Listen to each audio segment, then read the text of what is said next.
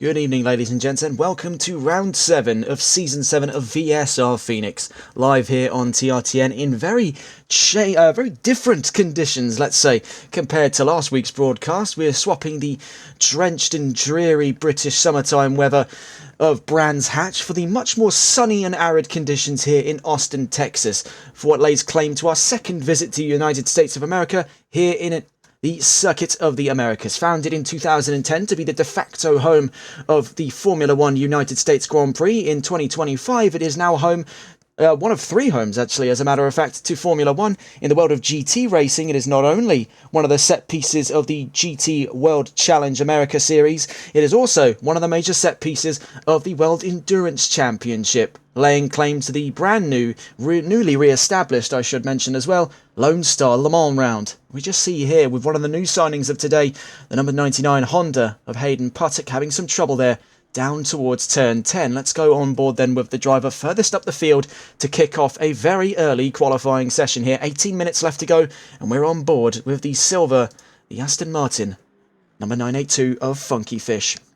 I, of course, am Regan Clark. Let's get formalities out of the way as we get on to the 7th round of the championship. And while things have been a very same-story affair in the top finishing position for the last 6 rounds going, with Just Boris laying claim to that imperial command of a 100% win rate in this round, let's have a look to see how else the championship has been affected since the end of round 6 and what were very changeable conditions at Brands Hatch. Things looking to get a lot nicer and a lot drier for round 7.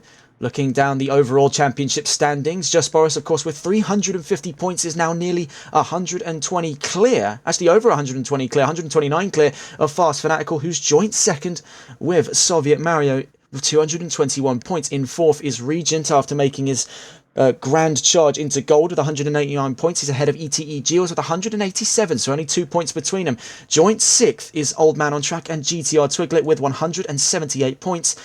Blue Frog, only 2 points behind them, makes 8th position.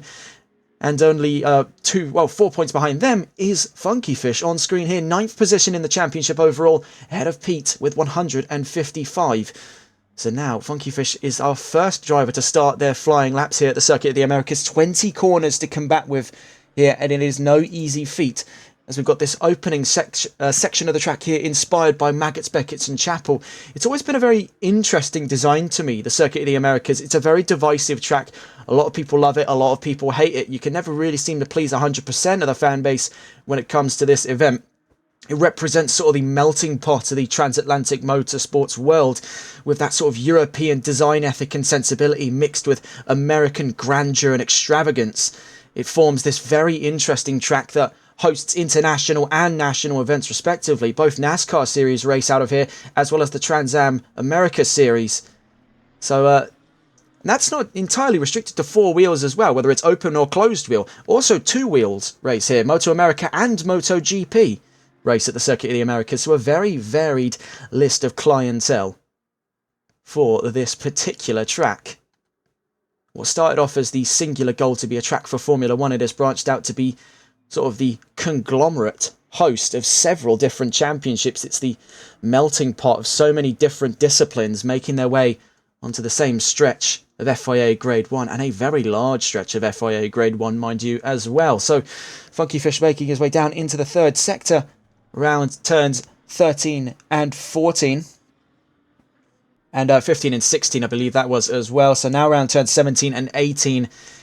And this is the section of the track, as well as that opening section inspired by Maggots, Beckett's and Chapel, that not a lot of people seem to agree on is whether or not it's good or bad. Heading around that penultimate corner then, let's pull up our timing charts for qualifying here, as it looks to be the first time of the day by the number 982 of Funky Fish. He'll be provisionally on pole position, but let's see where it ranks up against his compatriots from all 3 categories. A 208.765 puts him on the current leading position. So let's have a look to see how times stack in here as we stay with the Aston Martin, as we start to recount our tiered standings. Starting off in gold, of course, Fast Fanatical and Soviet Mario are clashing for that 2nd position, with Just Boris continuing to widen the gap, 350 points to their 221. We can see the time starting to come in now. Blue Frog, ETE Geos and Old Man on Track all setting times now to put them up extra positions. Same story for Oatsy in the Aston Martin. Following him there was Evil Smiler. Fast Fanatical crosses the line in the Mustang. to take the fastest time. Looking down at the gold standings then, you can see that even though he's a late entry into gold, Regent has really picked up the ball and ran with it. Same story for Tommy as well. They're making their way up the order at the moment. You can see that Tommy's only a single point ahead of Tyler Vermack with 86 points. In the silver standings, things are getting a lot closer towards that leading position. Only 2 points divide GTR Twiglet in the Lexus from Blue Frog in the BMW, and then only 6 points are dividing GTR Twiglet from Funky Fish in third. So there's only 6 points really dividing that category lead. That'll be for easy promotion up into the gold category come season 8. Looking down in the bronze category, things are still very close between Antion and Evil Smiler, with Abok not too far behind. Dollar Up and Smug get 10 points behind there, round out that top 5. So Just Boris taking the new fastest time in the session at 2:07.285. Let's pull up the qualifying predictions then. In a sample of data taken earlier on today shows Hayden Puttock and Tyler Vermack on the front row, separated by only 0.03 of a second. In truly remarkable stuff, especially given Hayden Puttock, who on track at the moment is in the number 99 Honda and with name tag HP455, is looking to defy the odds here. A 2:07 to beat at the moment, and by the looks of it, he could be 2 seconds up on the end of his lap to Just Boris, who currently holds on to that leading position. We'll stay on board with the Honda as we continue through our qualifying predictions. So, of course, we just mentioned that front row by only 0.03 of a second. And there you can see crossing the line to give us exactly what we were waiting for there, scratching ever closer to his predicted fastest time, already kicking things off with a 2:05.862 by Hayden Puttock in the number 99 Honda NSX.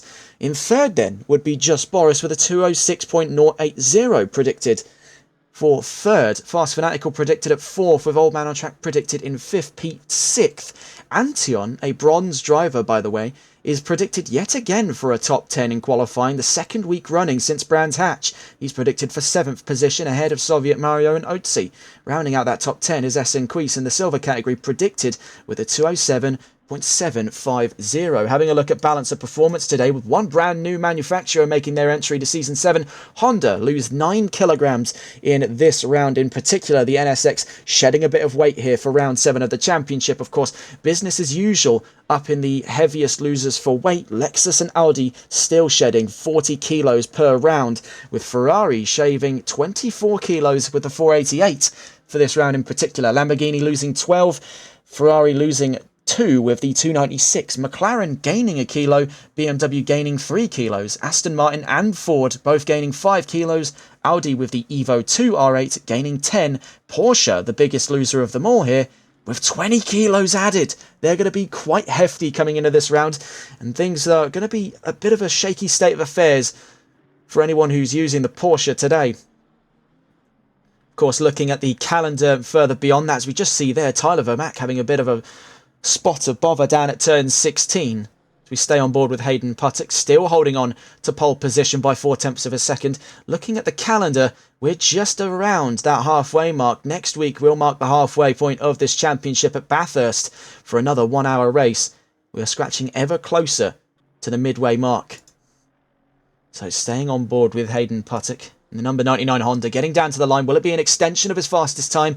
Getting down past the timing line, not this time around.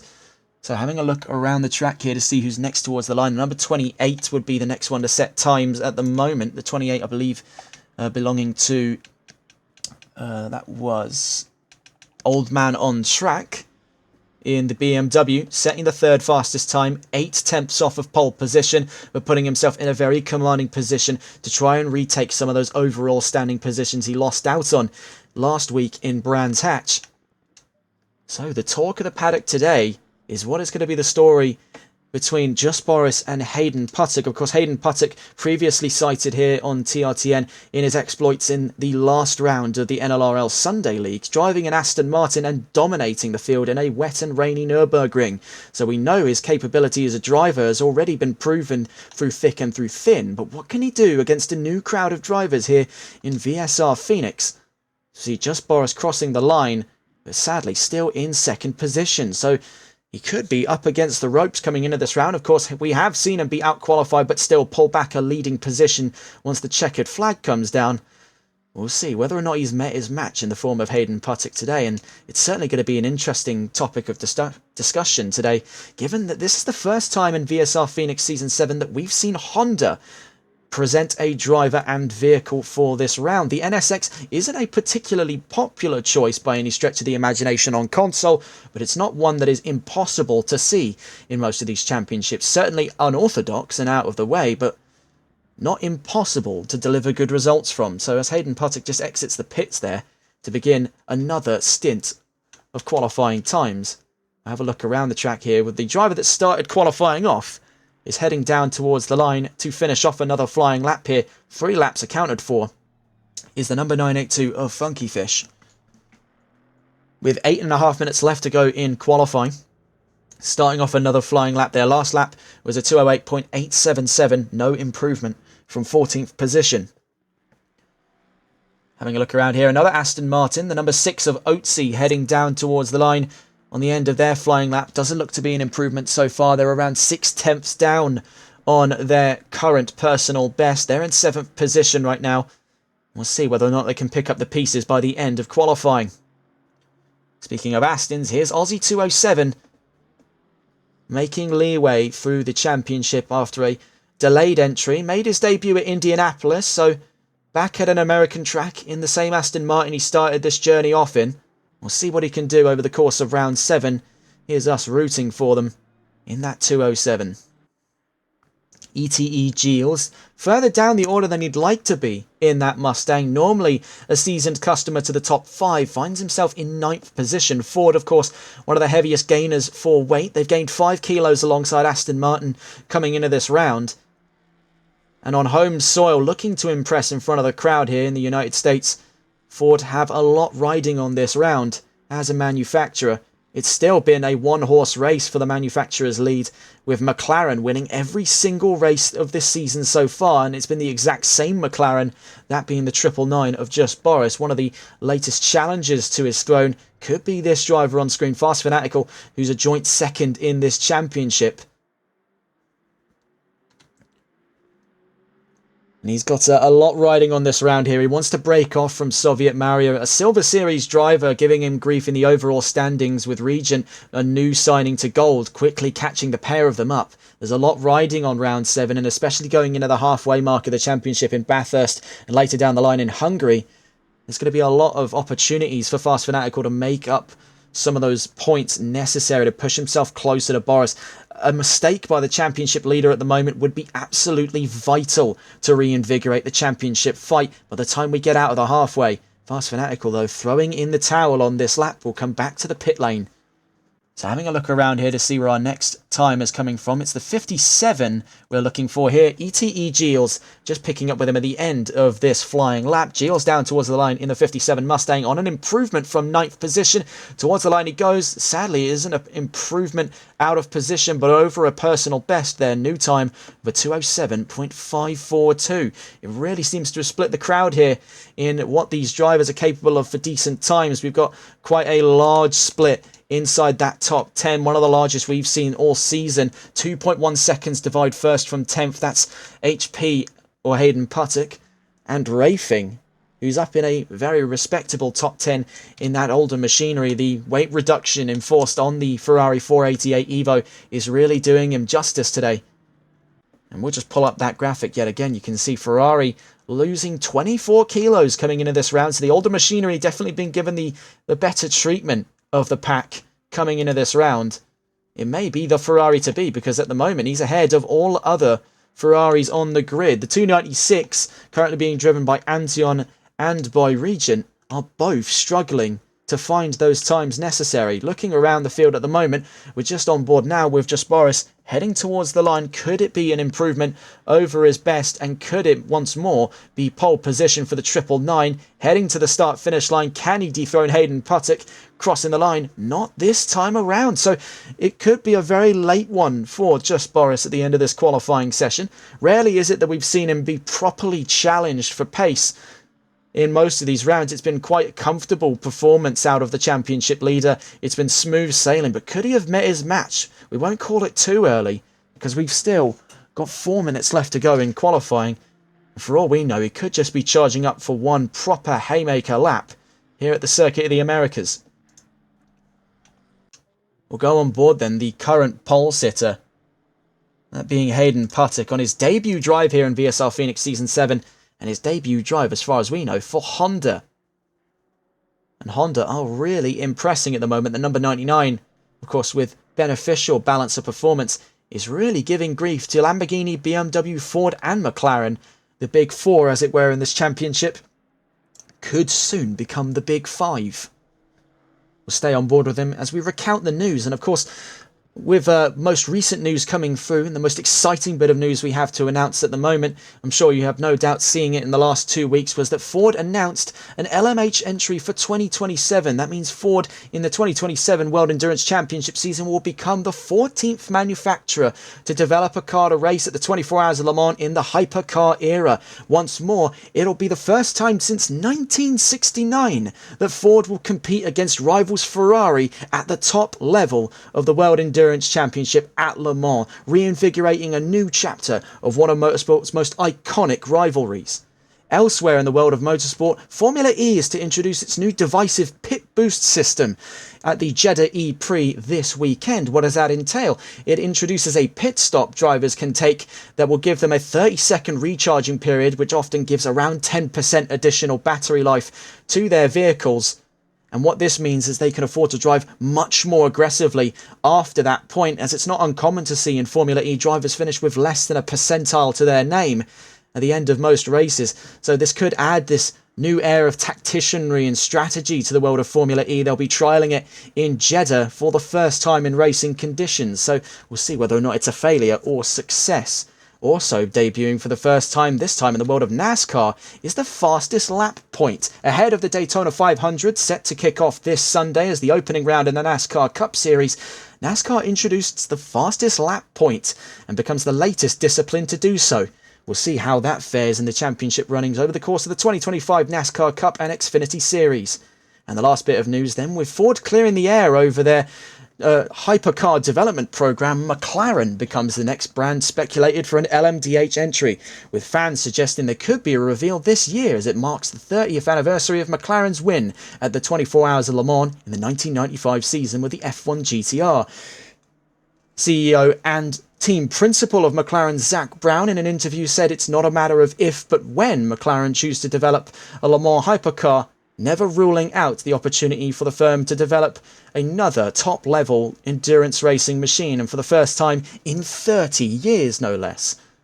We'll see more about that. They'll be the third manufacturer, fourth, if they were to debut in 2028, to introduce a car season on season, with Aston Martin debuting the Valkyrie this year, Genesis debuting the GMR 001 next year, Ford debuting their entry the year after. It could point signs at an entry by 2028 if these rumours are to be true.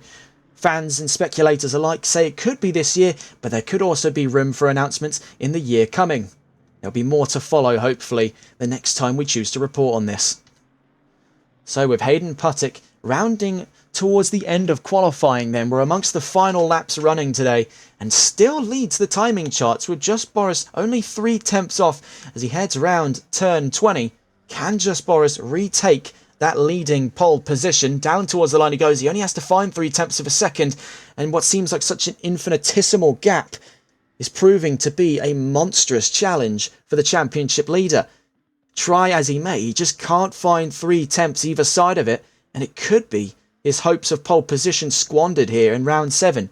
We'll see whether or not that translates to good racing progress by Hayden Puttick on his first race here in Season 7, as things do look rather promising for the number 99 Honda. Rounding the line then, can he extend the gap from Just Boris? I think he was just across the line in the nick of time to start another lap. And we can see Antion pulling to the side of the road there, but Hayden Puttick is in the pit lane, so will not be running an additional lap. We'll go on board then with Tyler Vermack, third in the runnings at the moment. We'll get a full grid rundown at the end of qualifying. And Tyler Vermack is predicted for second. He has to find 4/10 of a second if he wants to make that possible. So heading around turn 19 into turn 20 we go. What can Tyler Vermack do in the Lamborghini? He had a very promising result in Brands Hatch. Can he translate that to an even better start here for round 7 as he keeps the ball rolling? Down towards the line he goes, and I think that is a done deal there. 3rd position for Tyler Vermack. We'll see. We're a long way away from seeing Old Man on Track finish this lap around, so we'll go and catch on board with the next driver to make their way to that start-finish line, and that'll be Blue Frog, who's in a top 10 championship standing position and is in an even better position in the Silver Championship at the moment. The Blue Frog in the number 61 BMW making their way through Sector 3 here at the end of qualifying. What can they do? They're in a very confident 5th position. They need to find 2/10 of a second, 3/10 of a second to Old Man on Track. So the battle of the BMWs here at the back of the top 5. And what looks to be the deciding factor between 2nd or 3rd row on the start of this race for Blue Frog. Rounding turn 19 he goes, then taking it very wide for the send into the penultimate corner here of the Circuit of the Americas, but that looks to have been invalidated by Blue Frog. So that's the end of the road for his endeavours in qualifying. It'll be a 5th place start at the moment for the Blue Frog. What can Old Man on Track do then as he rounds the penultimate corner? Is he going to throw in the towel and run to the pits? No, he is not. So taking it round turn 20, can he find that 10th necessary for 3rd on Tyler Vermack crossing the line? Yes, he does. Very impressively done by Old Man on Track. Last ditch effort there gets him the front of that 2nd row, gets him ever closer to challenging the race lead on what is going to be a very treacherous run down towards turn 1. A major action spot here at the Circuit of the Americas. One definitely to keep a close eye on as we go into that opening lap. You can always hope for a clean start, but you can never guarantee one, especially not here. So a little bit of a heart in the throat sensation for a lot of these drivers. 19, 20 in all. Actually, I think over 20 for this round in particular. And we'll get a full grid rundown in a moment's time.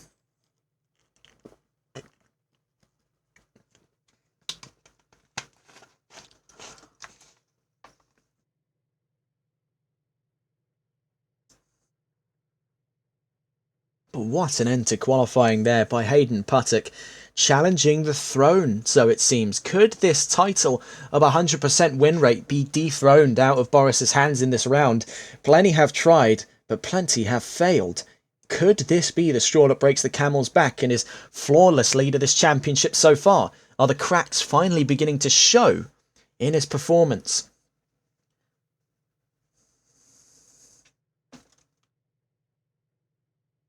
We wait to see the grid form up for round 7 of the championship. Things are looking incredibly interesting then. So a full rundown for round 7 starting grid.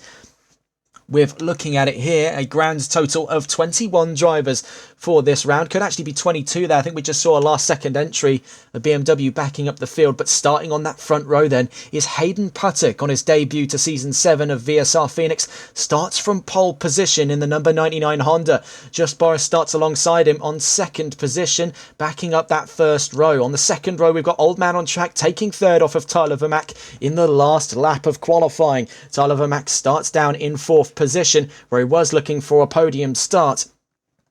The Blue Frog rounds out that top 5 and starts the 3rd row alongside Fast Fanatical, looking to regain some of the traction lost in his championship charge in the last couple of rounds. Wade Nater starts in 7th position in a very hopeful sign for the number 169 Mustang. Has been a very capable pack fighter in the last couple of rounds. This could be his time to shine here on American soil. Otzi starts in 8th position alongside ETE Gilles, and rounding out that top 10 is Rafing in the number 11 Ferrari, fastest of the Maranello firm's available range of vehicles. Pete starts in 11th position alongside Antion in 12th.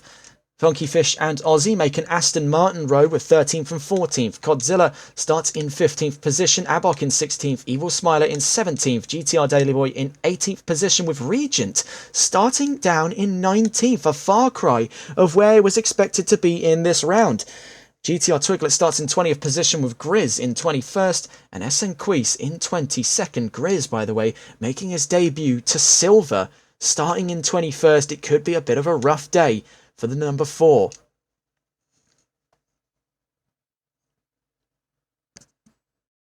So as we wait for that 30-second warning to kick off this formation lap, one does wonder what could the standings look like after that first lap. It is not easy to deliver on a clean opening lap on most circuits with a grid of this size, let alone at the Circuit of the Americas, where even in the world of Formula One, of which this track was purpose-built with the express intent to run, has its fair share of troubles on lap 1. And they're trying to squeeze 20 cars down into that first corner. We're dealing with over that here in VSR Phoenix Season 7. So as we wait now, the 30-second warning is shown. The engines will be firing up on all 22 cars of this starting grid.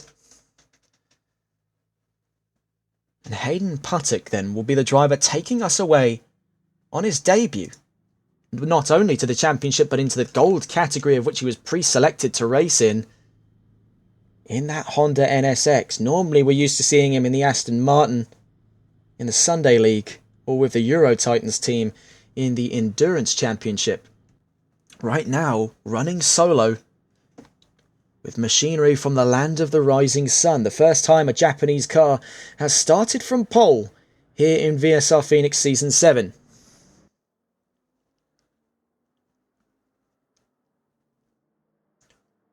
So taking us away down into Turn 1. We'll go on board the dash cam here so you can see just how dangerous Turn 1 is. It's incredibly wide on entry, very sharp at the apex, and then tight on the exit. So where you could potentially see 3, maybe even 4 wide between some drivers going down into Turn 1, you will not see that on corner exit.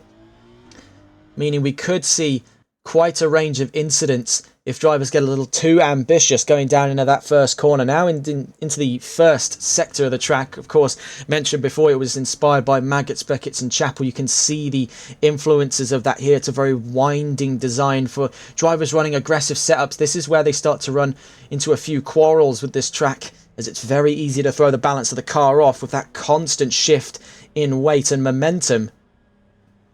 And this onslaught of corners brings us all the way from turn 2 to turn 10. So 8 corners here in this very short stretch of the track. Some drivers can really find their flow in that section. Other drivers really tend to struggle. And we've seen on a number of occasions here on TRTN that the Circuit of the Americas proves to be the one that splits fan decision and with driver decision. But it has always provided on entertaining racing. So bringing us down into turn 11, this is another major attacking spot here because it's wide on entry, tight on exit. And that brings us to the 3/4 of a mile back straight, one of the most iconic features of the Circuit of the Americas. This is where engines are really going to shine. That Mustang and that BMW will be salivating at the opportunity for position changes on that opening lap, as this is where they are at their best in a straight line. So an engine development war could very well decide quite a few positions here. You can see the charge of the BMWs and the Mustangs further down the grid. That could definitely elevate them up to even some podium positions, I'd have a guess. We've already got a BMW in third. What can Old Man on Track do is the furthest up the order of the hard chargers of this grid. And that brings us into another major attacking spot here down at turn 12. Not as open on entry as turn 11 or at turn 1 for that matter, but nonetheless is another mimicry of that same style of corner, almost that triangle acute hairpin style of corner. 3 of those in total here at the Circuit of the Americas. And now we've got a strange double set of off-tapered corners here from turns 13 down to turn 16 here, which some people draw comparisons to the Bahrain International Circuit's middle sector for direct comparisons such as that. And now we've got the sort of squared off or almost straightened off section here, which can be taken as a straight, not as a straight, as a sort of rounded C-shaped line around here. This often reminds me of Lusail in Qatar. That section of the track turns 17 and 18. Round to turn 19, where we've seen in other series like NASCAR and in Trans Am, where they absolutely abuse the track limit lines there, using all of that tarmac available over the line on the right-hand side. Bringing us down into turn 20 then. Things are starting to liven up then. 22 cars in all. 11 rows of vehicles run out of turn 20 down towards the line on a very short run to the start-finish line here for round 7 of the championship. Starting from the front will be Hayden Puttock as we eagerly await the start of this round. Not a long way to go here. Round 7 of VSR Phoenix Season 7 is about to kick off. without further ado, we are green and racing here in the Circuit of the Americas here for round 7, and a drive-through penalty for our old man on track, already netted there before he's gotten to turn 1. Things already kicking off further down the line, as we can see that there's already been an exchange going on that second row, quickly spilling over to the battle of second position, but Boris is going to hold them off into that opening section. Hayden Puttock leads us away then in the Honda NSX on a very promising start. Fortunately, everyone's through turn 1 without issue. We'll see whether or not they can conquer sector 1 with the same kind of mentality. Hayden Puttock then leads from Just Boris. Old man on track with a drive-through, still in 3rd position though. Tyler Vermack in 4th with Lamborghini. You see here, we want to try and get on board that battle inside the sort of middle of the top 10, as it were. Tyler Vermack's perspective as he chases down a potential podium position before Old man on track even has the opportunity to fight him. Already leaping down towards turn 11. Is struck him for the inside there. A little bit of contact between Tyler Vermack and Old man on track. But what can he do? Heading down 3/4 of a mile of FIA Grade 1. He's completely vulnerable to the advances of those BMWs right on his tail there. Blue Frog and Old man on track. And then 2 Mustangs for good effort. Fast Fanatical and Wadenator. Charging down towards turn 12 we go. What can Tyler Vermack do? Defending the position at turn 12. Goes very deep into it and loses the position out by the looks of it to Old man on track. Getting the leg up on him there as we head into sector 3. So already a rip-roaring start, but yellow flags are out at turn 12, just in the entry of sector 2. We're trying to figure out what's gone on there. That's the number 420 car, so Regent has run into some trouble. Further down the line, you can see the Ferrari rejoining the pack there, back into green flag conditions. This is Grizz's perspective as he looks to get the leg up here on Aussie 207's Aston Martin for 16th position of this race. Already 2 minutes clocked in on that first lap alone. And what a start it has been all the way down the order there. We're quite lucky to have gotten to turn 12 before we've seen the yellow flags make an appearance here at the Circuit of the Americas. Christian Lebay in chat asking how much time is this race? It's an hour-long race here as per procedure in VSR Phoenix. So Old man on track is into the pits then on what looks to be an early run out of those podium finishing positions. He's going to make a full drive through before he's back out on track, and then that's not going to count towards the mandated pit stop everyone has to have over the course of this round. So Hayden Puttock still leads, Just Boris chasing. We're watching on board at the moment with Tyler Vermack as he's got a total onslaught of cars faster than his in a straight line as we charge down towards one of the longest straights in FIA Grade 1 track history. What can he do up against Blue Frog, Fast Fanatical and Wadenator from 4th through to 6th? Looking further around the field here, things are getting very close. Further down the line, I should add. We want to try and catch on board with that as soon as we can. Of course, menu navigation's never been the strong suit of Assetto Corsa Competizione. We can see Evil Smiler challenging Aussie for position now. This is for 16th, heading down towards turn 12. Up ahead of them there, Codzilla and Grizz side by side. Grizz looks to be going up in a 14th position. I think just about gets it there. Evil Smiler's going to hold off on a move on Aussie. GTR Twiglet and Abok battling for 19th. So this is Hayden Puttock's perspective as Boris is closing in. The McLaren is making ground after that first lap where he did drop off some distance, but now has livened up. He's managed to kick the tyres into sort of optimal temperature for that McLaren. And despite such a numerable weight loss on that Honda, it is doing little to deter the advance of the 720S, which has been in total control of this championship in the hands of Just Boris. Could he have met his match? We'll have 56 minutes to decide that, as already it's been a very promising start. These two absolutely flying away from the grid. They're separated by just under a second, but they're ahead of everyone else by over 2 seconds. This is definitely eyeing up to be a very interesting battle for the race lead, as for once it won't be decided on strategy alone. We're watching here with Pete now as he chases Racing for 8th position. The Ferrari furthest up the order for Maranello is having a bit of trouble keeping away from McLaren and moreover from Pete in the number 77. We follow on board. This is the battle of 8th position between Racing and Pete. We're on board the dash cam now of the number 77 McLaren chasing down into the opening sector here. Round turn 2 we go, into turns 3, 4, 5 and 6.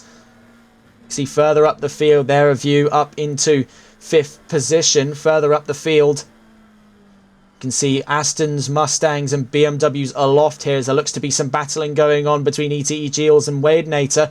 We'll catch on board with that in a moment's time as things look to be getting very interesting. It may be a case where all of that tripping over each other, we won't have to go anywhere as these two, right now, Pete and Rafing, could catch up to this pack and become part of that dynamic for 5th position. At the moment then, Pete just holding on to the back end of that Ferrari in a straight line. The McLaren's got him pipped, and moreover, he's in the slipstream of the Ferrari ahead of him. Can he use this to his gain here on lap 2? Heading down towards turns 12 we go. Earlier on the brakes there was the Ferrari, and that's backing up Pete a little bit there as we get into the 3rd sector. We want to try and take a quick detour to cover the fight at the moment going on for, I believe, 5th position on track at the moment. So you can also see this is the perspective of the car in 7th fighting for 5th against ETE Geels. This is Otzi backing up the rest of this 3-car battle. They're soon to be joined by Rafing and Pete if they keep on this progress as they get round towards turn 19. It's 3 cars invested in this battle for 5th position. Leading the fray of this 3-car battle is Wadenator. You can see just in front there in the white and blue Mustang, the green and yellow in front of Otzi right here is ETE Geels in the number 57. And of course we're watching the perspective of the car at the back of this 3-car fight, the Aston Martin. Also, one of the front-engine heavyweights here, good in a straight line, will be able to tuck firmly into the slipstream of the 2 Mustangs in front of him, and if either of them try to get too wide again, he'll be right there for when the ice breaks from beneath them to take 5th position. So this is getting very exciting inside that top 10. We can still see the fight going on behind them between Rafing and Pete. We'll catch up with that in a moment's time. Right now, heading around Sector 1, it's where these 3 tend to bunch up. We saw it the last time around on that last lap. It's where the Mustangs tend to struggle. The Aston can keep pace with them in the corners. In a straight line, though, the Mustang and the BMW, for that matter, remain unparalleled for performance. I'd say the only other machine with a chance of challenging them in a straight line would be the Lexus RCF.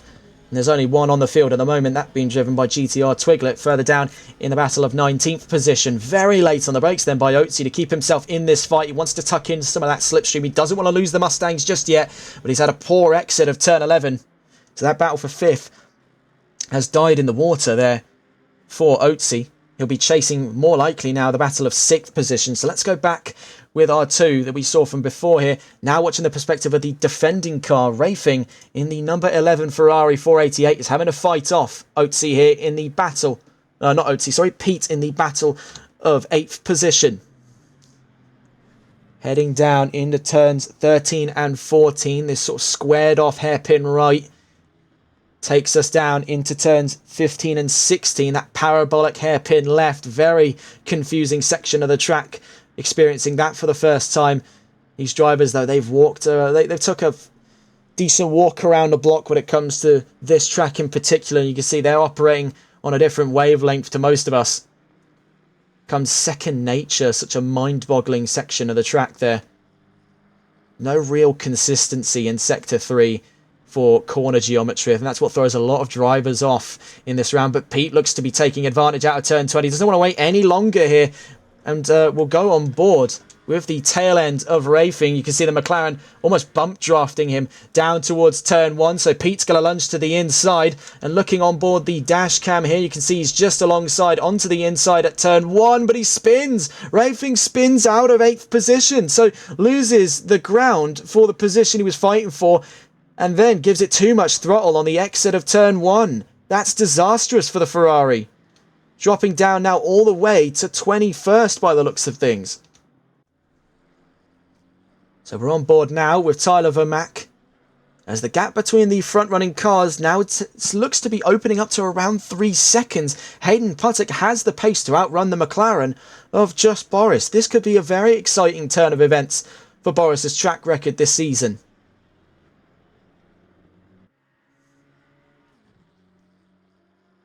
Tyler Vermack not too far away, but we'll go on board the battle of 4th position at the moment.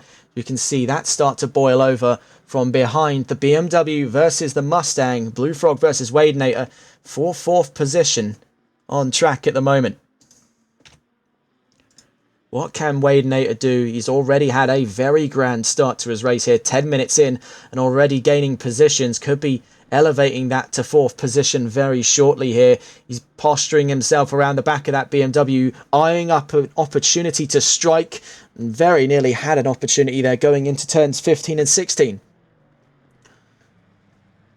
Can see that constant pressure is starting to weigh heavy on the number 61 of the Blue Frog, normally unfettered by the presence of another car chasing him for position. We've seen that he's had quite resolute defence over the course of this season, but with Wade Nater practically breathing down his neck there in the final sector of the track, it's only until turn 20 before he's able to open that gap up.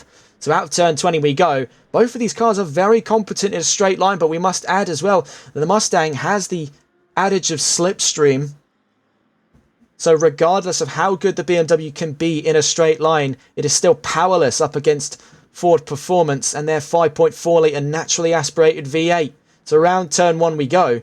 We'll go on the rear view of that BMW as we enter sector 1. You can just get some semblance of what that gap is looking like physically on track. Of course, it's all well and good staring at numbers all race long. To actually see that gap, you're looking at only about 2 car lengths between the pair of them as they round sector 1. That opens up to about 3 car lengths here as we get down towards turn 10. So we'll try and go on board the perspective of the attacking car of this duo. Scrolling around here to try and find, as we see Regent making ground and making quite hefty ground as well. Is now up to 16th position, looking to fight for 15th very shortly. But let's go back on board just before we miss the opportunity to see them change positions. It's going to be the fight between Wade Nater and Blue Frog. We're now on board with the attacking Mustang of Wade Nater.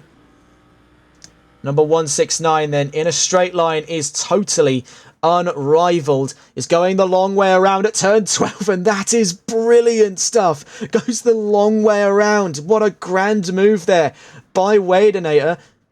Let's get a replay on that. That was brilliant stuff. So had him in a straight line. The BMW moved to the far left of the track to try its damnedest to cut the line off, but Wade Nater, brave as ever, just runs the long way around, practically steps around the BMW in the turn 12. There was nothing that Blue Frog could have done in that situation on top of what he was already doing. So he's up into 4th position. That battle is starting to spill over now into what could potentially be down the road a battle for 3rd, as Wade Nater is making solid progress in this race since the start, and we're drawing closer to the 15-minute mark where we'll get a overall look at the change of positions in this race. But let's see if we can get a look around the paddock to see, because as we were scrolling, wanted to find out what was going on. We just saw there, that was Fast Fanatical retiring from this race. So that's absolutely detrimental to his championship run. He'll lose 2nd position out now to Soviet Mario in the overall standings. And this could be a harbinger for even worse things to come for him here, as it's really not been the day of the number 57. We did want to get a look at this battle. We saw down the line was, if we can try and find them here, there is a very captivating battle actually between Evil Smiler and Codzilla. Fortunately, we just caught it in the nick of time there. Down into turn 1 goes the Porsche for 18th position. This is actually for 17th. So around turn 1, gets it in there, despite having gained a lot of weight on that 992, 20 kilos to be exact. Porsche are working quite nicely with the added weight. If anything, it's given them a little bit more stability up against McLaren. I believe a car disconnected in the background when we were watching there earlier. Let's see if we can go on board with some of these fights going on around the paddock at the moment. For 13th position, Aussie has made ground since the race start and is fighting GTR Daily Boy and Regent for position here. So this is the fight of 13th. We'll stay on board with the leading car as Regent dives for the inside. Could it be a double overtake? No, it can't with contact. It will be 2 positions gained, but the stewards are not going to be particularly happy with that move. We saw there down into turn 11, that got a bit nasty. Regent was going for 1, accidentally made it 2 positions. There, nudges across the nose of the Aston Martin, forces it off track. So Aussie loses 2 positions, and it wasn't even his fault. So heading down into turn 12, he's now running a long way around Regent. Goes over the sausage curbs, isn't particularly happy there with the exploits of the Ferrari, who now runs the long way around him at turns 13 and 14. GTR Twiglet there in the Lexus is looking to try and follow him round into turn 15 and 16. Aussie is not going to be very happy there with Regent. Now up into 14th. Aussie's in 15th. Twiglet right behind him there for 16th position. We're at the 45-minute mark. We'll get a view of our overall standings at the end of this lap. Things are looking very spicy then down the order. We stay on board with a 207 of Aussie. GTR Twiglet chasing for position. Right behind them is Evil Smiler. Battle of the heavyweights here with Aston Martin versus Lexus. We go on board here. That Regent has had a very poor run out of turn 20. Now to the inside is Aussie. So the Aston Martin will be to the advantageous spot here down at turn 1. But can he get switched on by Regent? No, he can't. He backs him up there. Gives him what for that effort down in turn 12. A little bit of shoulder rubbing here in Season 7, Round 7. Things are kicking off to get quite dramatic now between Regent and Aussie. Round Sector 1 we go. Getting a little bit touring car-esque now here in GT. Round turn 8 we go, and Regent is all over the back end of Aussie, and that's inviting the tide of 3 cars worth of battling behind them to spill in as well. They're getting cut off round turn 9 that was Aussie on Regent. This is getting a bit cold-blooded now between these two. I wasn't expecting that to happen so early in this race. Very late on the brakes goes both of them. So now gaining positions will be Evil Smiler and Twiglet. So this is brilliant stuff. Watch this now. We're going to go on the rear view of the Aston Martin. He's all over him. It's 3 cars worth. An utter stampede here in the Lone Star State. Heading down towards turn 12. Could GTR Twiglet elevate this to a 3 position change? Heading down to turn 12 is to the inside. Regent lunges. Could he find his way up a position? Yes, he can. This is brilliant stuff. He's having a bit of connection trouble for good effort there. Staying on board with Aussie. Nearly clocks the back end of that Ferrari, which is quickly starting to show the adages of disconnecting. Look at that. It's all over the shop. Someone contact his ISP. That is not looking grand for Regent. Blinking in and out of reality there. Aussie and GTR Twiglet then now caught up in the maelstrom for a 15th position fight here. We wanted to get a look at the overall standings, but we can't take our eyes off of what has been an incredibly captivating battle that spans across 3 classes.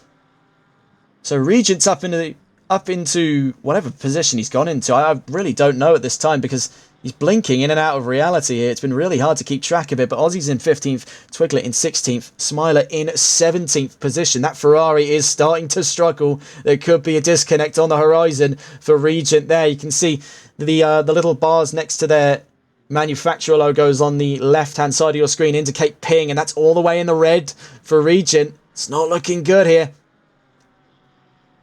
So we'll stay on board these 3 as we recount the overall standings. Hayden Puttock leads by 1.2 seconds to just Boris. Tyler Vermax in 3rd with Wade Nater up to 4th. Blue Frog in 5th position with ETE Geels in 6th and chasing closely. OT in 7th with Pete in 8th. Essen Queese in 9th with Antion rounding that top 10 out.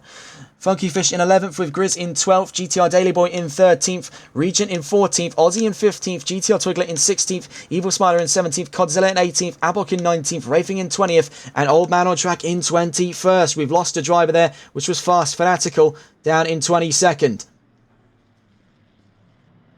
So already an exciting opening quarter here to round 7. Plenty of drama in the way of it between Regent and Aussie, and that's spilling over now into the 3-way fight for 14th, could be 15th position. Honestly, the timing chance is not giving us a lot to work with here, with Regent sort of spamming in and out of reality there. A little bit of trouble connection-wise for the number 420. That's all the way in the red now for Ping.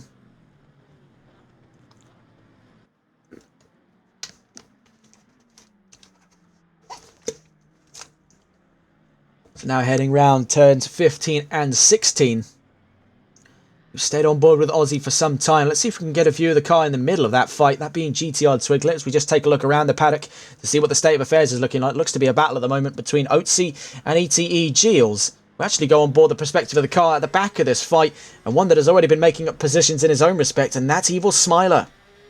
In the bronze category, has had a very interesting round so far. Chasing down silver driver GTR Twiglet and chasing down fellow bronze Aussie 207 from 17th position.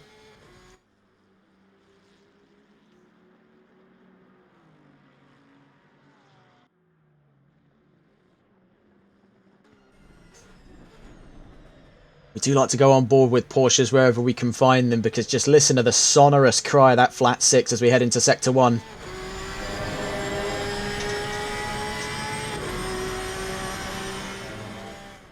Beautiful, beautiful stuff. Stuttgart knew what they were doing when they were making that. That is a brilliant tone. The flat 6 has been with the 911 since 1960.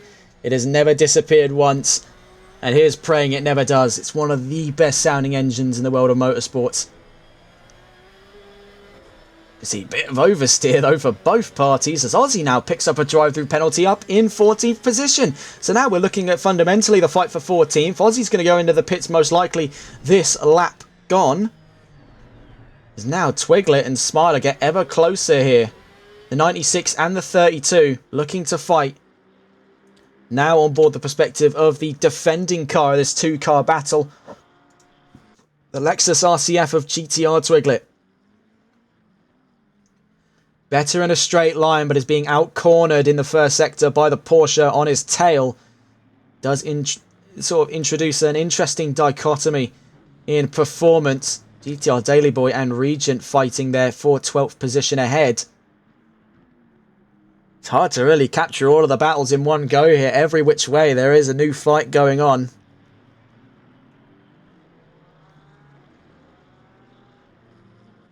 And that next 15 minutes has gone by like nearly a breeze. We're nearly at the halfway mark of this race, and it has been incredibly exciting then in round 7. We've not even been able to discuss all too much what's gone on in that front row, as our eyes have been absolutely glued in the scenes happening all the way down towards 15th position. This now becomes the fight of 14th. Twiglet's got his hands full now. Evil Smiler's right on his tail. Even though he's got a better straight line speed, the Porsche will be with him all the way down to turn 1.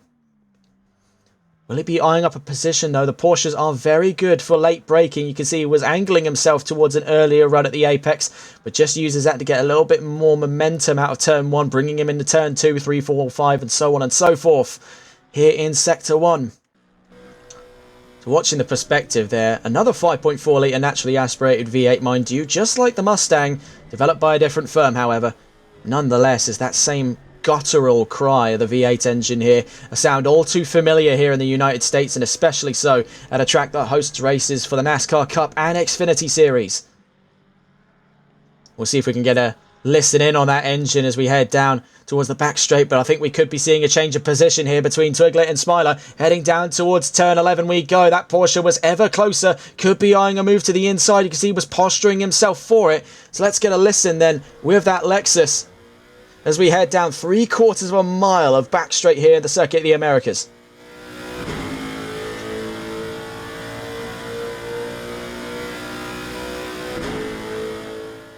Absolutely guttural stuff there.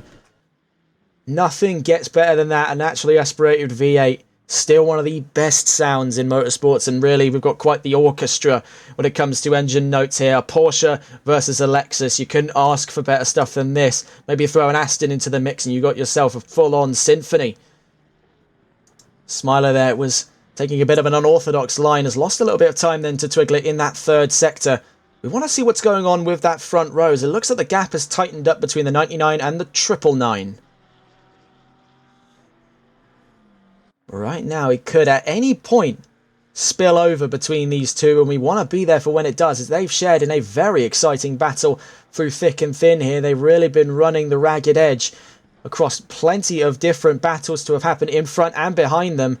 Right now, finding their own little slice of this fight. Regent coming into the pits then, taking an early run to the pits. Of course, one mandated pit stop for this round, as is per regulation with all of these hour-long races. The majority of our pit stops would be expected a little closer to the 30-minute mark, but taking things easy is Regent, already having made quite solid ground from the race start. So GTR Twiglet still defending from Evil Smiler, right on his tail ends there, with the Porsche getting all out of shape in Sector 1. That could spell the end of this little battle of theirs, as Twiglet is still holding firm in the 96. can see though, it's all the way down towards turn 10 and 11 where Evil Smiler is just out-cornering that Lexus. You can see how close it's able to stay in the dirty air of the Lexus RCF, heading down towards turn 11. Could he be eyeing up then that run to the inside he's been waiting for? He wants to get him by before we end up in the pit lane. You can see he's getting ever closer to doing so, but there's nothing he can do. He's powerless on the back straight. 3/4 of a mile decides position in most of these races at the Circuit of the Americas, and it's no different here with Porsche completely left out in the dark against Lexus.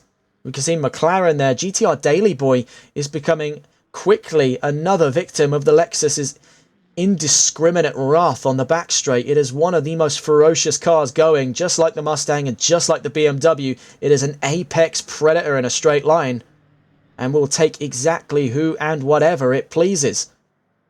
So down into the final sector of the track as we head towards turns 15 and 16, taking the wider line to try and get the leg up here on Daily Boy, but to put himself right in the wrong place here on this battle. Is now quickly spilling over the battle of 11th position. GTR Twiglet is really running numbers here towards the back of the field. Has had a very solid race start. We're about 4 minutes away from seeing our standings yet again here at the halfway mark of this race. Strategy is going to play a huge role. Grizz and ETE Geels and now GTR Daily Boy are all into the pit lane. Is Evil Smiler going to be following them in? As yes, he does. So Twiglet now stranded there by his previous combattee in arms for position. So we'll have a look then towards that front row. Now we can see there's the gap. 1.3 seconds dividing our race leaders who have sat separate from all other forms of competition in this round. They've led qualifying away by quite a long margin and are now doing exactly the same story in this race. Just Boris, though, is starting to drift closer and closer to the nearest car on track, that being Old Man on track trying to unlap himself. He's 3.5 seconds down the line, but both of them are 14 seconds away from the nearest position, that being Tyler Vermack in the 22. These two have shared in a phenomenal race, and what a debut it's been for Hayden Puttock, making his first drive in this season in the gold category for Honda, no less, as normally a seasoned veteran of Aston Martin acclaim. Now to be driving the NSX here is really giving series mainstay Just Boris and McLaren a run for their money. And I, for one, welcome the adversity it introduces, as we could see a new race winner. We thought we had it back in Indianapolis with Fast Fanatical's Tirade and the number 57 Mustang. He's out of the equation for this fight today, as it all seems to be in the court of Hayden Puttock and the 99. We'll see, though, where things land after those pit stops. Just Boris is known for his sort of cunning ability to usurp positions by a cunning strategy. Seems to have all of this absolutely airtight for most of these races. It's what's gained him quite a few leading positions from second and beyond. We'll see where it lands then in the next couple of minutes. With 32 minutes left in this race. We'll get an early look then at our overall standings, with Hayden Puttock still leading this fight. Boris in second, Tyler Vermack in third. Blue Frog charging, getting closer for fourth. Wade Nater is now down in a fifth and into the pit lane, with Oatsy looking to gain a position, then he'll be up in the fifth himself. So Wade Nater down to sixth, Antion seventh, Monkeyfish eighth, GTR Twiglet is in ninth position. Will gain a few then on this lap if he can get them past in the pit lane. Codzilla in 10th, Rafing in 11th, ETE Geels, Pete, Grizz, Evil Smiler, Regent, Daily Boy and Abok and Aussie have all taken their pit stops from 12th down to 19th. Old Man on track has yet to take a run into the pits. You can see in chat already the utter bewilderment by some of the drivers, that they are shocked to see someone who isn't Boris is winning. That's right, do not scratch your eyes here. Hayden Puttock has led this race for nearly 30 minutes on. Will he lead the race after the pit stops is the big question on this commentator's mind, and I'm sure is a big question on the mind of most of the viewers watching in at home this very evening. Things looking to be livening up between the pair of them as that gap now expands to 2 seconds. It's going to be a strategy fight by the looks of it between Boris and Hayden Puttock, but Puttock is no stranger to strategy, an endurance racer for Euro Titans. We've seen him before and we'll see him most likely again this coming Saturday at the 6 hours of Spa with the NLRL Console Endurance Series. We've also seen him in the Sunday League, where he's had to do the exact same story before, has had to properly nail this in lap by lap. Now heading to the pits will be the first to do so. So it's going to take absolute heaven and earth level pace by Just Boris to try and match it, but he looks to be staying out on track, so he's got quite the gap now to build, if he can build one at all, This is where the race could be decided between these two. We'll catch up with him as he makes his way back out on track. We're now on board the new race leader then. Just Boris gets his opportunity to adorn the number one again here in the standings with 30 minutes left to go. We're at the halfway mark of this race, but he could be overcut in that pit lane. Or undercut for that matter, as he was in second when Hayden Puttock went into the pits. We've seen this story before, but Puttock seems to be a little bit sharper than some of the others to have gone up against him. That's no discredit to their ability, but strategy has always been one of Boris's strongest attributes, on top of the insurmountable consistency of pace that's led him this championship thus far. But he could have met his match, and I, for one, await to see what happens when the penny drops and we see exactly where these two stand after their pit stops. Currently to the advantage then is Puttock. Boris will have to take his pit stop in the next 29 minutes, and will likely be taking it sooner rather than later. So looking around the field then to see where our next fights could be coming from. See at the moment on two different lengths of the races, Old Man on Track and GTR Daily Boy, just unlapping and lapping respectively. Looking around the field, it's not particularly tight anywhere, as now strategy is playing a huge part in deciding those positions. The drivers will close back up to one another in the next 28 or so minutes, but this is always the middle of the road period we see in most of these hour-long races, is where strategy becomes an element. The drivers do split apart, as everyone likes to run their own individual strategy in these races, and it usually can be either a benefit or a hazard. That's what leads to these huge gaps here at the midway.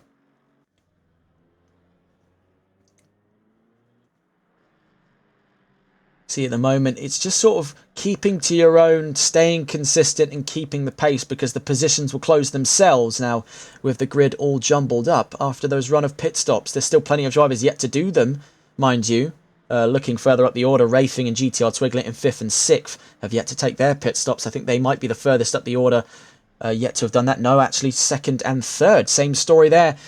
So Tyler Vermack and Blue Frog yet to have took their pit stops, and also the leading car of Just Boris is yet to take their pit stop as well. So plenty to consider. This is the perspective now of Regent, making moves towards the back of the field. Didn't have the best qualifying session, but is making do with what he's got here. Could be losing some positions in the overall standings, but right now it's damage control for the number 420 here in this round, where some people can elevate to great successes here at the Circuit of the Americas. It can crush the performance of others. And that's what leaves it in quite a grey area for a lot of driver opinion in the calendars of most of these series I've seen. See Evil Smiler there shoving out of the way at turn 11 for Just Boris, the leading driver at the moment. Could he be vulnerable to losing that position out? We want to see what's gone on there. Codzilla with a stop go 30. As now Hayden Puttock is back out on track in 4th position. There is absolutely still the opportunity for him to take the win here in this race. He's close enough to where there could be that possibility to strike. You can see they're just about halfway around the track from one another. It's going to take a very quick pit stop by Just Boris in the 999 McLaren to re-secure the lead of this race. Right now, though, with no one currently holding him up, he's 15 seconds from the next car ahead of him. He's got open air to play with here. Hayden Puttock can really open the taps. He's had superior pace all race long. He's got the fastest lap of 2:06.363 under his belt here, with just under halfway of the race left to go.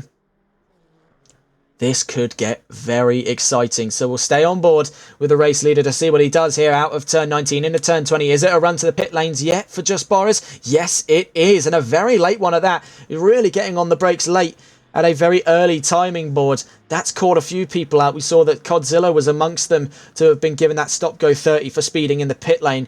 It looks pretty quick there out of Just Boris. Could it be the same story? We'll see though.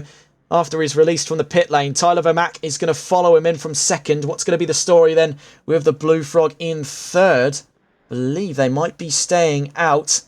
Yes, they are. So they're going to inherit the race lead in the BMW. So that makes the 3rd race leader so far. Started off with Hayden Puttock, then went to Just Boris, now in the court of the Blue Frog here for this lap. As more importantly, we wait to see what is going to happen then with Hayden Puttock closing the gap down. Let's go on board with the Honda. Could he find the position up on the 999? You can see he's only 2 corners away. This is what could possibly decide this entire race today. It needs to be an incredibly brisk stop by the 999 to re-secure the lead of this race. He is rolling on his way towards the timing line. Hayden Puttock is closing in and closing in fast. We'll go on board. As you can see further up the field there, a very long run out of the pit lanes, and it couldn't have been any sooner as Just Boris just makes his way past the timing line but is too far away. So Hayden Puttock is back out in front, will provisionally lead this race after Blue Frog takes their entry to the pit lane. This is brilliant stuff. We could finally see a change in fate in this championship. We've waited 7 rounds in to see a new race winner. Could Boris be dethroned? You can see he's not too far away at all. It is on newer tyres to Hayden Puttock by about 2 laps there. This is where the penny drops for these two.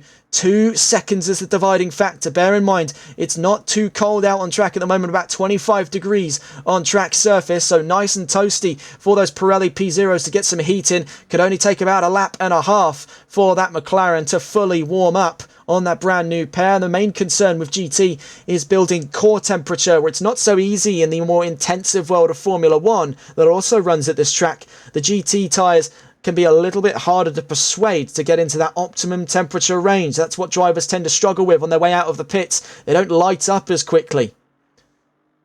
But already lit up are the tyres of that NSX of Hayden Puttock, who is shortly awaiting the opportunity to lead this race, as now into the pits on our mini-map there was the 61 of the Blue Frog. So the BMW that was leading this race will lead no longer by the looks of it, as closing in very, very quickly are these two. Our leading pair at the race start become the leading pair towards the race end by the looks of things, heading out through turns 17 and 18.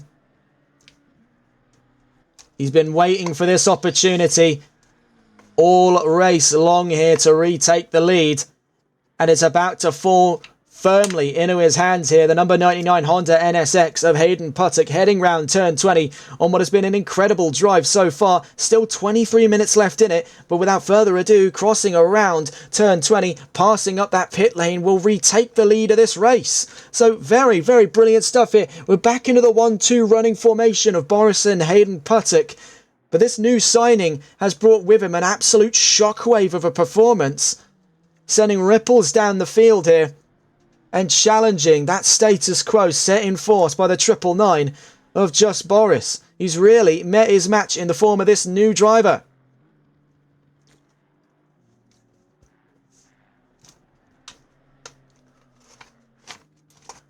I'm sure everyone was wondering where that fight was going to go, but Hayden Puttock now leads this race. We'll check around the pits to see where battles are kicking off. We can see a few happening down past turn 1. So let's go and have a look to see what the story is. We can see that the gaps at the moment sitting around 3 to 4 seconds each between 4th, 5th, 6th and 7th. That's soon to close up with any hope. Having a look around, where could our next fights be coming from here? We're always eager to see when positions are up for grabs. And at the moment, Regent's going to gain a few as he passes GTR Twiglet and Rafing in the pit lane to go up into 12th. Chasing him for the position, of course, is rival in arms, Evil Smiler in the number 32 Porsche. Had a very strong race, but had his fair share of clashes with the driver on screen at the moment, Regent, otherwise going by FR77. Making his drive in the gold category in the number 420 Ferrari.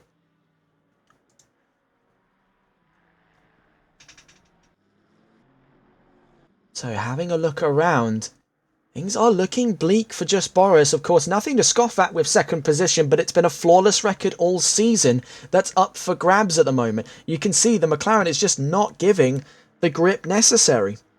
Struggling out of turn 18, then through turn 19, getting a little bit of runoff. Then down towards turn 20, it's just not handling the way he wants it to, and he's losing times by the bucketful now. Crossing the start-finish line was 3 tenths slower. That gap is now expanding out past 3 seconds, where it was 2 seconds before the pits became a factor. So things are looking a bit bleak for Just Boris. Can he turn this around in 20.5 minutes? Only time will tell. Because see, Grizz could be catching a top 10 position at the moment. Things are looking hopeful for him. He moved up, I believe, most recently from bronze to silver after that phenomenal drive he had in Brands. Now competing in that silver category. He's going up against one of the seasoned veterans of silver, that being the 982 of Funky Fish, who as of present is one of 3 drivers in the position to claim the lead to the silver category up against GTR Twiglet and Blue Frog. That gap only separated by 6 points between the top 3 and only 2 points between the top 2. So things looking very hopeful in the silver category. For Grizz though, he joins in and around what looks to be 7th position at the moment, with a few more points to gain before he passes Wadenator, if he can pass Wadenator at all. He's ahead of Zizakonian, Valdemat, Rafing, Night Owl, Daily Boy, Space, Didino and Scott Milbank. But there's a long way to go just before the halfway mark of the season to make the impact necessary to find his way up to gold for Season 8. As is the goals for most of these drivers in silver. You can see though that championship fight for the silver category has been a lot closer than the status quo enforced up in the front. You can see though a new fight on our hands. Rafing v Daily Boy, as Daily Boy looks to take the initiative down towards turn 1, but Rafing gets later on the brakes to hold off the McLaren. This is the fight for 15th. We'll go on board then the perspective of GTR Daily Boy. The number 97 is in fighting form up against the number 11. Into sector 1 we go. Can really see the body language of the McLaren as it does struggle quite a bit round sector 1. That seems to be the Achilles heel for McLaren at the moment, is keeping stability and moreover keeping traction in sector 1. I think that's what's also separating our front pack every single lap going, is just this struggle between the car and the tyres it's on to try and maintain that optimal grip and temperature. And that seems to be the same problem that GTR Daily Boy is currently experiencing, is that gap where it was in the tenths of a second is now out past a second, nearly a second and a half out of turn 11. Things could be looking a bit bleak here for the McLaren. As for Rafing, he's now starting to build the gap up and is slowly closing in on what could be a fight in the next 18 minutes for 14th position. GTR Twiglet is in 14th and ahead of him in the 96 not LFA, I wish it were, the Lexus RCF. And that gap is slowly bleeding away from Twiglet, so Rafing could challenge for 14th by the end of this race. We'll catch up with them later on. Having a look around the field here, Tyler Vermack is going to look to bring home a resounding 3rd. Another podium position under his belt here. Knows that the pace wasn't the greatest on the Lamborghini, but has picked up the pieces quite elegantly compared to his last run towards a solid result last Wednesday at Brands Hatch, where he did have his fair share of problems. It's been a very smooth and consistent drive thus far for Vermack in the number 22 Lamborghini. Funky Fish and Grizz then in the fight for 10th position. We finally caught a battle then towards the final 17 minutes of this race. Grizz was all over the shop there. Round turns 4 and 5. Round turn 6 in towards turns 7 and 8 we go. Things are livening up massively. We'll watch with the perspective of the defending car, the number 982 Aston Martin of Funky Fish, one of our potential few in the championship fight. Heading down towards turn 11 we go. As far as straight line speed goes, it's a pretty equal state of affairs between McLaren and Aston Martin, but we have the adage of slipstream in the favour of Grizz, and the number 4 trailing the Aston by 7 tenths of a second there after a poor exit of turn 11. You can see in the rear view, giving lights to the camera, he knows he's being watched. That's Grizz in the number 4, the black and blue. Heading down towards turn 12 we go then.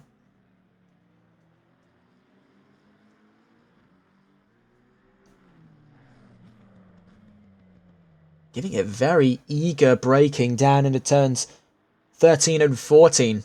Really lighting the back end of that McLaren up. We saw a little inkling of that back in sector 1. As we get to sector 3, the going gets tough and the corners start to become sharper. The McLaren, yes, it's struggling, but it shows its ability to fight. It's properly clawing and dragging at these corners here for grip. It's hunting that Aston with the same tenacity as a hungry animal. So down towards turn 20 we go. 0.7 of a second is that dividing gap between Grizz and Funky Fish that just drops to 0.6 there. The better of the two exits in the favour of the McLaren. in that last lap was only just under a tenth of a second in difference. Grizz had a phenomenal exit to turn 20. It's going to elevate him to being ever closer to the Aston round turn 1 we go. But a bit of a struggled line by Funky Fish is already going to net Grizz the position he wants. He's up into 10th position. So now following with the now attacking car of this two is the one with more confidence in those corners at the moment. Much more stable than the McLaren ahead of him is the Aston Martin. A British civil war for machinery here. Aston versus McLaren. Round sector 1 we go. You can see though in the dirty air the Vantage is struggling. Grizz though struggling as well. A bit of an unorthodox line. The drivers running over the ideal line a little bit here and there. But out towards turn 9 and 10 we go. The McLaren has got the proper send it needs to keep things lively. Up in 10th position. Funky Fish is going to need to find quite a lot of pace here in the next couple of laps with 14 minutes left to go in this race.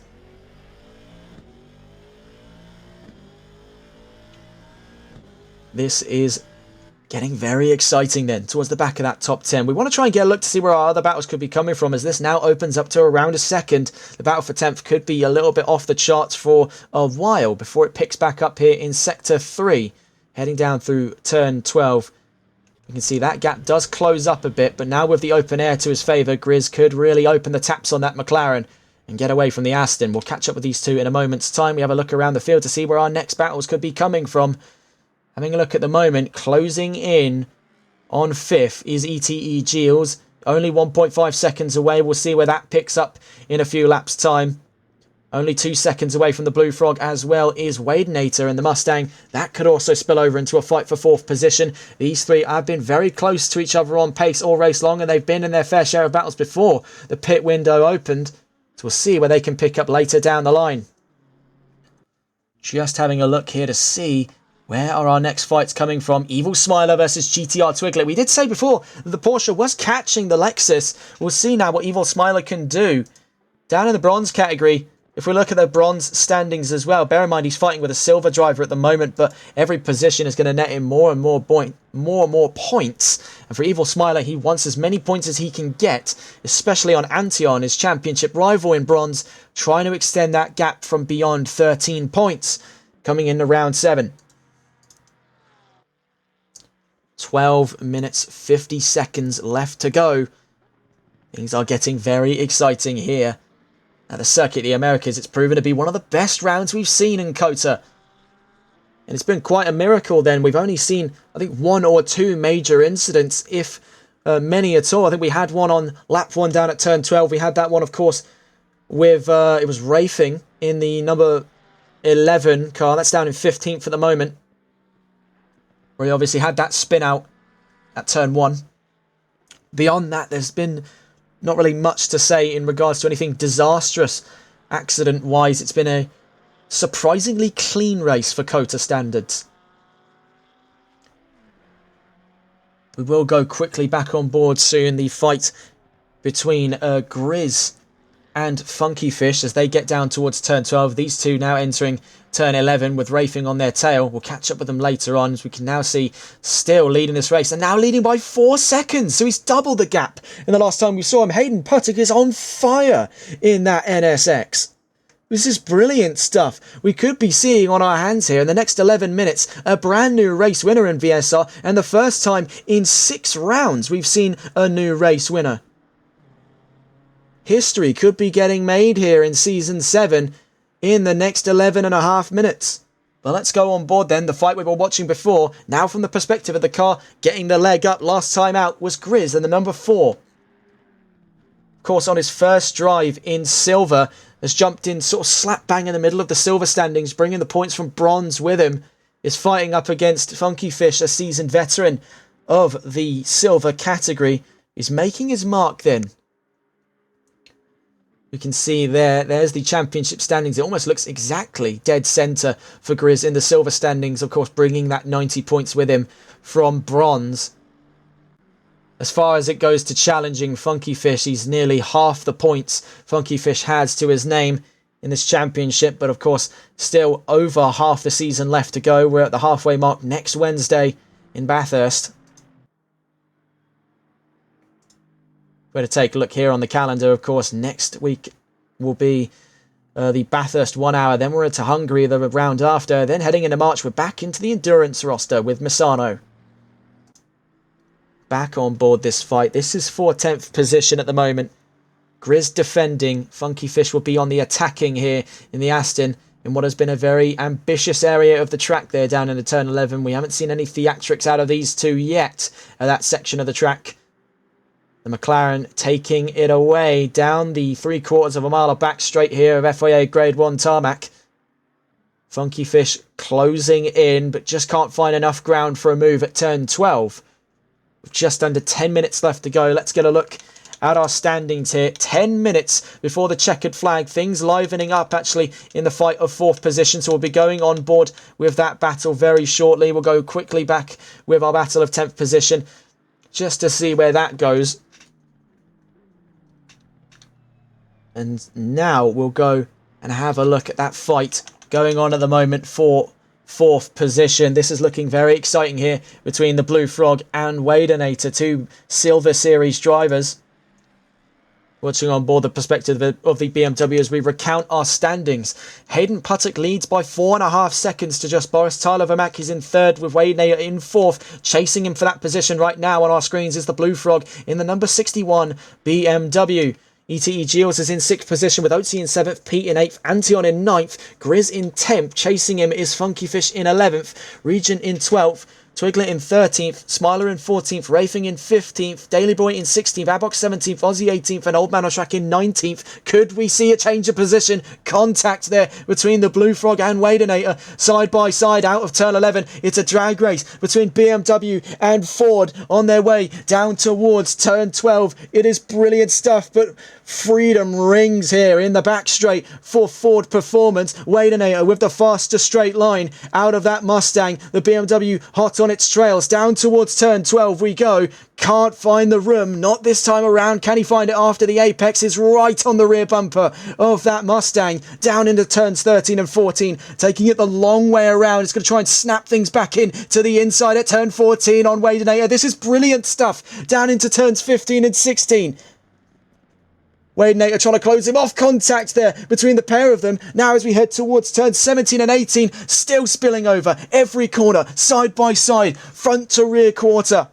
Brilliant, brilliant racing between the pair of them. A little bit of shoulder rubbing for good measure. Almost a spin out there by Wadenator, trying to snap across the nose of the Blue Frog. Now to the inside at turn 19, heading down towards turn 20. Could he find the move here at the last corner of the track? Could he be switched back on by the Mustang? But there goes Blue Frog up into 4th. Absolutely mind-blowing stuff there. And the Mustang is far from done in this fight. Wadenator looking to make this to the inside at turn 1. The Mustang back up to the inside. Could he be back up into 4th? More contact between the BMW and the Mustang. Wadenator's had enough. He's shoved him all the way off the track. I've had enough for your shenanigans, he says, ramming him off. Now these two back into the thick of it. Into the fight again with ETE Giles backing them up. What could be Three's company for 4th position. Wadenator up, back up into 4th. Chasing for 4th now is Blue Frog in the BMW, 0.2 of a second away. ETE Giles is right with them as well. Could he leapfrog the pair of them for 4th position? Just under 7 minutes left to go. Blue Frog to the outside. There goes ETE Giles though. Double overtake with what looks to be a spin out there for Wadenator. Oh my word, it's kicked off to be absolutely nuclear. There's the Mustang facing the wrong way out of turn 10. Oh my goodness me. What a change in events that has been. Disaster for Wadenator, who's been spun out by Blue Frog. ETE Giles leapfrogged the pair of them to get into 4th position. Absolute theatrics there by the Mustang. Picked his fight and absolutely went for it out of turn 9. What a battle that has been for the eyes there. Let's just see what's going on then around the field. Trying to catch back on board the perspective of some of these other drivers. We've got Funky Fish chasing for 10th position, but we want to see what has gone on there and what is going on now with the newly crowned 4th position, that of ETE Giles. He's got Blue Frog for company, who's been on an ambitious drive there, but things went sour in the last lap between himself and Wadenator, pushing and shoving. Neither of them having much fun with each other anymore. And that boiled over with Waynator now down in 7th position. He's still able to get this to the checkered flag, but is going to be very unhappy, to say the least, with Blue Frog's antics. Are we looking then at the fight of 4th position? We absolutely are. As you can see, this is the helmet cam of ETE Geels fighting in 4th position against the BMW. Taps his rear ends. They're out of turn 1. Heading down into turn 2 we go. Things getting very lively between these two. Could we see a repeat of history here? Blue Frog has already had enough of the Mustang drivers. He's got one more in his iron sights if he wants 4th position here. Sitting in 5th. 5 minutes left to go.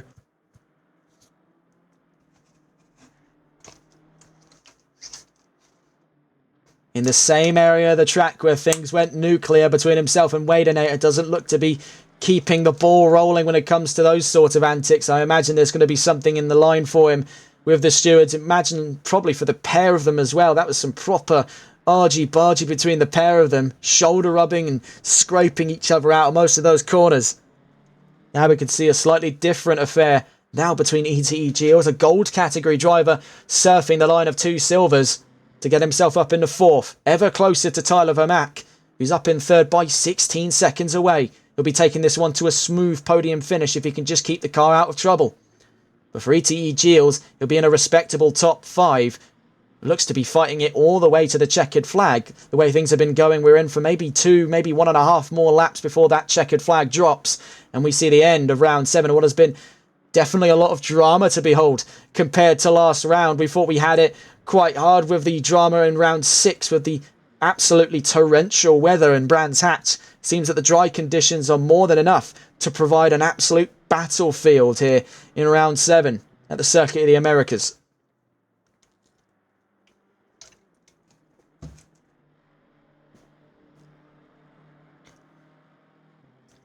See, bringing it out to just under a second there between himself and Blue Frog. Geels is starting to open the taps here. He knows he's got a little bit more life left in those P0s on that Mustang. What can Blue Frog do against him there? In that last lap, he was 3/10 slower down towards turn 1. Nothing in the bookings just yet for Blue Frog. So we'll try and go on board the perspective of a few other drivers before we see the potential for a battle of 4th position. Waynator is 7.4 seconds from the nearest position up, with Pete closing in on him by 2.1 seconds at the moment. You can see that the damage hasn't been too major on the number 169, but it has been a serious knock to his confidence after that incident. And with Pete closing in, there could be some damage to those tyres, as peak grip has definitely left the conversation now for the number 169. Things looking a little bit grim for Waynator.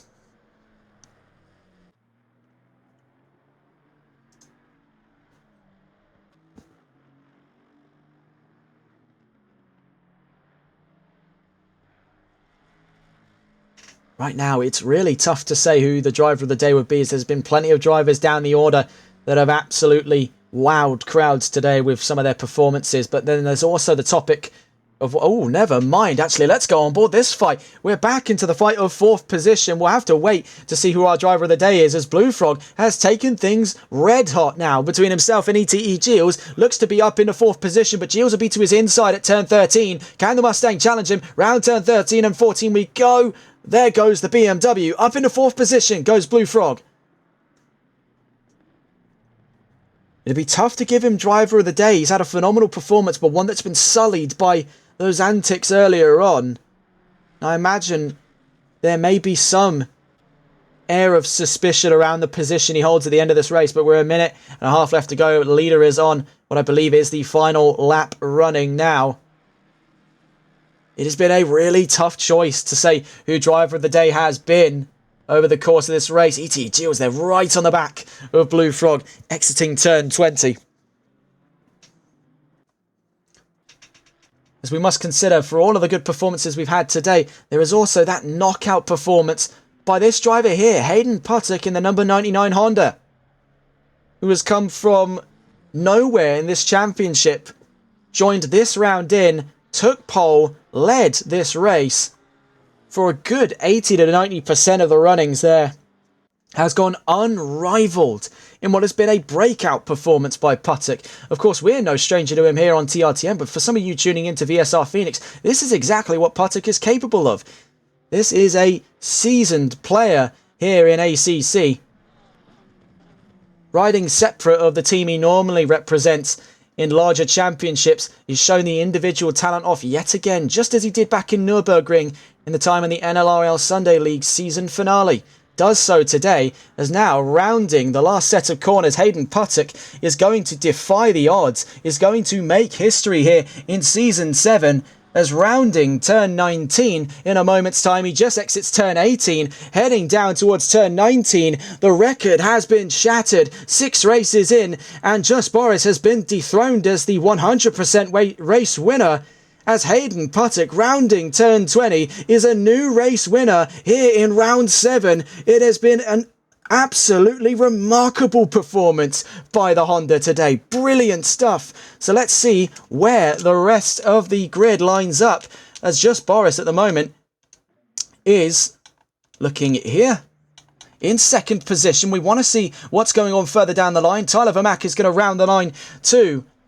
A very resounding third position finish. Blue Frog is in fourth, with ETE Giles chasing him out of turn 18. Where does the needle drop between the pair of them? Here at turn 19, the Mustang just lagging behind the BMW. Round towards turn 20 we go. Blue Frog has fought through the pack here for fourth position. One that has definitely been marred by controversy, but into fourth goes Blue Frog. ETE Giles in fifth. Oatsy with Aston Martin rounding the line for sixth position. Wadenator taking things home here from seventh. Is not going to be super happy, I imagine, with that finishing result, knowing what could have been, but is going to be happy to have been in the top 10 nonetheless. Pete crossing the line then for 8th position. Antion, furthest up the order for bronze, is going to have a big points yield in 9th position. Funky Fish and Grizz then in a saga that's been almost as old as time itself here in this race. Taking things down to the line with Grizz just running wide out of turn 19. Seals the fate of the fight of 10th position. The number 982 of Funky Fish crosses the line 10th. And with Grizz in 11th. Regent 12th then after a valiant fight in this race. Twiglet will come home to finish 13th, but could actually lose that out because Rafing's right on his tail there. Rounding turn 19 we go. It looks to be a done deal then between Lexus and Ferrari. GTR Twiglet 13th, Rafing in 14th to cap off round 7. What an end to this race. Further down the line then as well, Evil Smiler 15th, GTR Daily Boy in 16th, Abox 17th, Aussie 18th, Old Man on Track 19th, and 3 DNFs, Codzilla, SNQuise, and Fast Fanatical. What a race, bar none. That has been expectations shattered. A new race winner. The throne has been usurped then from under Just Boris. Had a flawless record all season, but has met his match in the form of the number 99. Hayden Putic makes history in Season 7. The second driver to win a race in this season, nearly at the halfway mark as well. Better late than never. But what a battle that has been all the way down the field as well. So many stories to tell. That very controversial fight between Blue Frog, Giles and Wadenator. We also got that fight at the back of the top 10 between Funky Fish and Grizz. Also further down the line we had Rafing and Twiglet. We had Evil Smiler and Twiglet. We had Regent and Evil Smiler. I mean, we had plenty of fights to talk about. It was definitely a very eventful race for quite a few. But what a round that has been. If you are joining us next week, then it will be the same time, hopefully, 7:30 on Wednesday the 19th from Bathurst to mark the halfway point of Season 7 here in VSR Phoenix. Of course, that is not decided as of right now. That is subject to contract terms between us and VSR.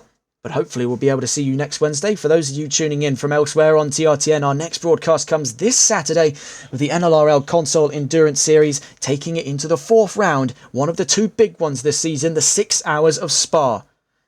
With 3 different race winners, could there be winner number 4 coming in at this round, or are we back to business as usual from the big 3? Only time will tell. From us here on TRTN, though, it's been a fantastic round here in VSR Phoenix. Definitely one for the history books here. And well done to Hayden Putic today on a knockout win on his debut to Season 7. From us, though, that's the end of the line. Thank you so much for tuning in this evening, and take care.